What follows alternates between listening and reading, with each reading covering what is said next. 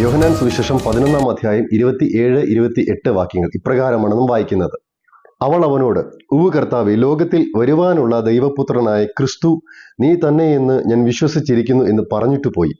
തന്റെ സഹോദരിയായ മാർത്തയെ സ്വകാര്യമായി വിളിച്ച്, ഗുരു വന്നിട്ടുണ്ട്, നിന്നെ വിളിക്കുന്നു എന്ന് പറഞ്ഞു. ഹൃദ്യമായി സംസാരിക്കുന്ന ഈ ദൈവിക സന്ദേശങ്ങൾ നിങ്ങൾക്ക് കേൾക്കാനും ഉൾക്കൊള്ളാനും അത്ഭുതങ്ങളെ പുറത്തു കൊണ്ടുവരുന്ന ദൈവിക അനുഭവങ്ങൾ കാണാനും നിങ്ങൾക്ക് ഇതിലൂടെ കഴിയുമാറാകട്ടെ. മാർത്തയ്ക്ക് കിട്ടിയ ഒരു വെളിപ്പാടാണ് 27-ാം വാക്യത്തിൽ നാം വായിച്ചത്.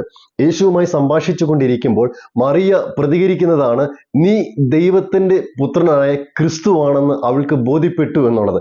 അതൊരു വെളിപ്പാടാണ്. യേശുവിനെ അറിയേണ്ടതുപോലെ മനസ്സിലാക്കേണ്ടതുപോലെ ആരും മനസ്സിലാക്കാത്ത കാലഘട്ടങ്ങളിൽ അവനെ ക്രിസ്തു എന്ന് തിരിച്ചറിയുന്നവരുടെ ജീവിതത്തെ ദൈവം മാറ്റും എന്ന യാഥാർത്ഥ്യം നിങ്ങൾ തിരിച്ചറിഞ്ഞുകൊള്ളുക.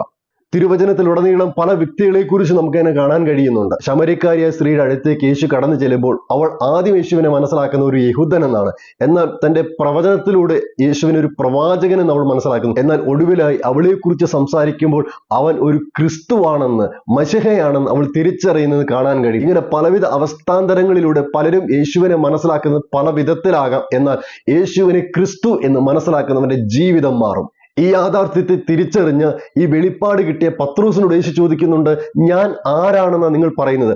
പത്രോസ് പറയുന്നുണ്ട്, നീ ജീവനുള്ള ദൈവത്തിന്റെ പുത്രനായ ക്രിസ്തു. നിങ്ങളുടെ ജീവിതത്തിന്റെ അനുഭവങ്ങളെ തിരിക്കാൻ പറ്റുന്ന, മാറ്റാൻ പറ്റുന്ന യേശുവിനെ ക്രിസ്തുവായി അംഗീകരിച്ച വെളിപ്പാട് നിങ്ങളുടെ അകത്ത് കത്തി തുടങ്ങട്ടെ. ഗുരു വന്നിട്ടുണ്ടെങ്കിൽ നിങ്ങളുടെ സകല പ്രശ്നത്തിനും പരിഹാരമുണ്ട്. നിങ്ങളുടെ നഷ്ടങ്ങൾ നികത്തപ്പെടും, നിങ്ങളുടെ ആകുലങ്ങൾ അകറ്റപ്പെടും, നിങ്ങളുടെ വേദനകൾ സന്തോഷമായി മാറും.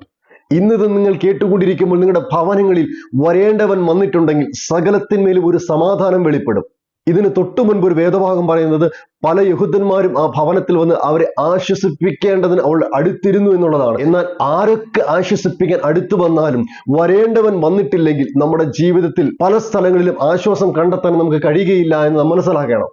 ആശയറ്റുടലുന്ന ജീവിതത്തിന്റെ അനുഭവങ്ങളിൽ ആശ വയ്ക്കാനും പ്രത്യാശ വയ്ക്കാനും ആശ്രയിപ്പാനും ഒരേ ഒരു വ്യക്തിയേ ഉള്ളൂ എന്നൊരു തിരിച്ചറിവ് ഇന്ന് നമുക്ക് പ്രാപിക്കാൻ കഴിഞ്ഞാൽ അവൻ ആശ്വസിപ്പിക്കുക മാത്രമല്ല, നമ്മുടെ ആശകൾക്കപ്പുറത്ത് നമ്മുടെ ജീവിതത്തിന്റെ നഷ്ടപ്പെട്ട അനുഭവങ്ങളെ നമ്മളിലേക്ക് തിരിച്ചു തരുന്നവനാണെന്ന് മനസ്സിലാക്കണം. ഇതുപോലെ നമ്മുടെ ധീരരോധനങ്ങളിൽ പല പ്രാവശ്യം യേശു അടുത്ത് വന്നിട്ടും ഈ വിളി കേൾക്കാതെ മാറിയിരിക്കുന്ന ചില അനുഭവങ്ങളിൽ നിന്ന് ഇന്ന് സ്പഷ്ടമായി ഈ വചനം നമ്മോട് സംസാരിക്കുന്നു. ഗുരു വന്നിട്ടുണ്ട്, നിന്നെ വിളിക്കുന്നു. ഈ വിളി കേട്ട് മറഞ്ഞിരിക്കാതെ ഓടി അവന്റെ പാദപീഠത്തെങ്കിൽ വരാൻ കഴിയുമെങ്കിൽ നഷ്ടപ്പെട്ട ഏതനുഭവമാണെങ്കിലും, മരണത്തിന് കീഴ്പ്പെട്ട സാഹചര്യമാണെങ്കിൽ പോലും നിങ്ങൾക്കത് മടക്കിത്തരാൻ പുനരുദ്ധാനവും ജീവനും പാതാളത്തെ ജയിച്ചവനുമായവൻ നിങ്ങളുടെ അടുക്കൽ ഇന്നിറങ്ങി വന്നിട്ടുണ്ട്. നിങ്ങളുടെ ധീനരോധനത്തിൽ വേദനയുടെ അനുഭവങ്ങളിൽ ഒരു ആശ്വാസവാക്ക് പറഞ്ഞ് മടങ്ങിപ്പോകാനല്ല യേശു വന്നിട്ടുള്ളത്. അവൻ നിങ്ങൾക്ക് നഷ്ടപ്പെട്ടതെന്തോ, നിങ്ങളുടെ ആശ്വാസത്തെ കളഞ്ഞതെന്തോ അതിനെ തിരിച്ച് നിങ്ങളുടെ കരങ്ങളിലേക്ക് തന്ന് നിങ്ങളുടെ കൂടെ ചേർന്നിരിക്കുന്ന അനുഭവത്തിലേക്ക് നിങ്ങളെ മാറ്റാൻ വേണ്ടി ഇതാ ഗുരു നിങ്ങൾക്ക് വേണ്ടി വന്നിട്ടുണ്ട്.